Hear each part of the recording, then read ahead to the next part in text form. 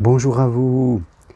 L'amour et la dépendance sont deux, je dirais, sentiments, deux émotions qui sont complètement, je dirais, contradictoires, qui, fin de compte, se repoussent l'une à l'autre. Alors peut-être que vous êtes célibataire, veuf, divorcé, et que vous avez vraiment le désir de refaire votre vie amoureuse, de reformer un couple avec une personne et de construire un bonheur à deux. Et si c'est le cas, eh bien, je vous en félicite. C'est vraiment un objectif, un désir qui est tout à fait magnifique, qui est vraiment quelque chose qui nous apporte du bonheur dans la vie, autre que le matériel ou que les loisirs, les plaisirs futiles. Avoir ce sentiment d'être avec quelqu'un et de construire chaque jour un bonheur à deux dans le respect, dans l'identité de chacun, c'est vraiment une aventure humaine incroyable, une aventure avec soi et une aventure avec l'autre. La vie sentimentale n'est pas toujours un long fleuve tranquille, vous le savez, et moi-même, ma vie sentimentale n'a pas été toujours facile. Hein, j'ai vécu un divorce difficile, puis je me suis remarié une deuxième fois. J'ai vécu un deuil, la femme que j'aimais est décédée, mais aujourd'hui, ça fait 15 ans que je vis, que je suis marié avec la même personne, et voilà, nous avons tous cette capacité à reconstruire, et surtout peut-être à apprendre de nos erreurs. L'amour est une école, c'est un bon professeur qui nous fait évoluer dans la relation avec nous, dans la relation avec les autres. Donc comment mieux communiquer, comment mieux exprimer nos besoins.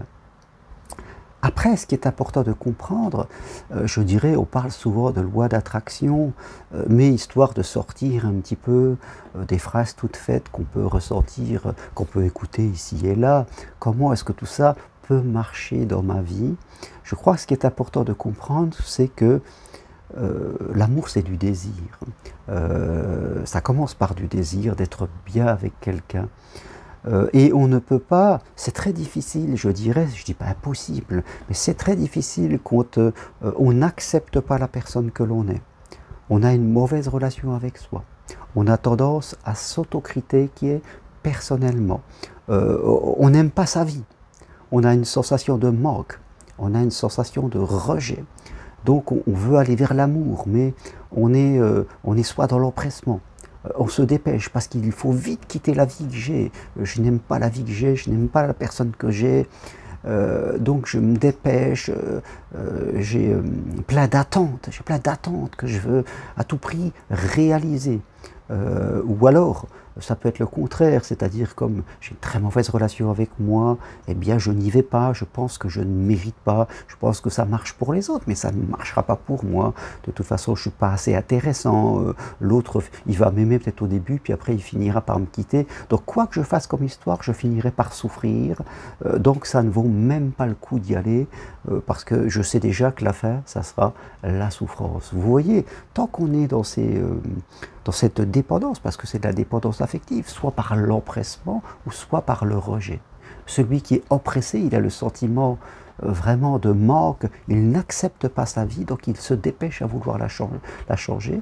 Et ce sentiment qu'on peut avoir, eh bien, va faire malheureusement effet repoussoir. Souvent, c'est ce qu'on peut observer. Il repousse parce que, même si quelqu'un nous rencontre, parce qu'on va être trop dépendant de cet objectif et on va trop s'accrocher à la personne de peur qu'elle nous quitte. Et puis d'un autre côté, il y a celui, là aussi, c'est un autre effet de la dépendance affective, c'est celui qui va rejeter soi-même, on va se rejeter soi, on ne va pas essayer parce que dans la tête on interprète qu'on connaît déjà la finalité. La finalité, c'est que ça sera encore une nouvelle séparation et une nouvelle souffrance, donc on n'y va pas, mais on garde quand même le désir au fond de soi.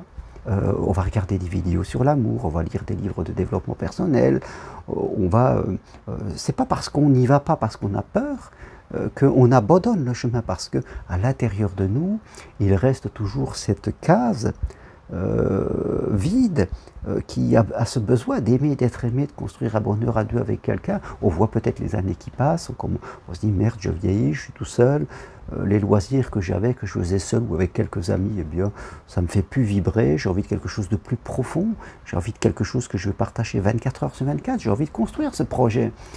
Et on s'aperçoit que la vie, eh bien, on s'aperçoit que cette vie de célibataire, de solitaire, ne nous convient plus. Ok, donc ce qu'il va falloir progresser, et c'est vrai que c'est le plus simple à comprendre, mais le moins facile à mettre en place, c'est travailler sur vos sentiments, travailler sur l'acceptation de qui vous êtes, l'estime de soi, travailler sur ce que vous ressentez, essayez de ressentir l'amour, essayez d'être bien avec les autres, essayez d'être bien avec vous-même, faire attention sur vos vocabulaire, surveiller ses pensées, parce que dès qu'on commence à rentrer dans la critique, dans la plainte, dans le rejet, eh bien, ça repousse. Ça repousse. Quand je suis positif, quand je suis dans l'amour, quand je suis positif avec moi, avec l'autre, avec un vocabulaire plus riche, eh bien là, ça attire. Quand je suis dans la plainte, dans le rejet, dans la critique, ça repousse. Donc voilà, il y a des gens qui font toujours le yo-yo, et parce qu'ils ne restent pas assez longtemps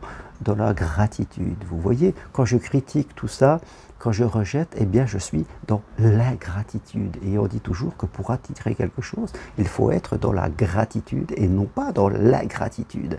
Donc, tant que vous êtes dans l'ingratitude, eh bien forcément vous repoussez ce que vous voulez, et bien sûr, ça va encore augmenter votre niveau d'insatisfaction et d'ingratitude. Donc soyez conscient de ça, sortez de l'inconscience et travaillez votre gratitude de tout ce que vous avez déjà dans votre vie. Voyez tout ce que vous possédez, voyez tout ce que vous avez et essayez de ressentir. Ce n'est pas intellectuel, hein? L'amour c'est du sentiment. On est dans le sentiment, essayez de ressentir tout cela et peut-être au fur et à mesure du temps, ce sont des exercices à répéter chaque jour, vous verrez que vous allez progresser. Et si vous voulez faire le point de votre situation, eh bien prenez rendez-vous avec moi, c'est possible à distance, de chez vous par WhatsApp, Skype ou téléphone. Si vous voulez aider les autres, eh bien, suivez ma formation individuelle de psychopraticien en thérapie brève, formation à distance de chez vous. Et si vous voulez venir marcher sur le Compostelle pour parler d'amour, il reste quelques places pour la dernière marche de l'année, du 28 septembre au 1er octobre, au départ du Puy-en-Velay. Toutes les infos sur mon site germainroncarré.com ou parenthèse-compostelle.com. Écrivez-moi, je me ferai un plaisir de vous envoyer toutes les informations. Merci à vous, à très bientôt, au revoir.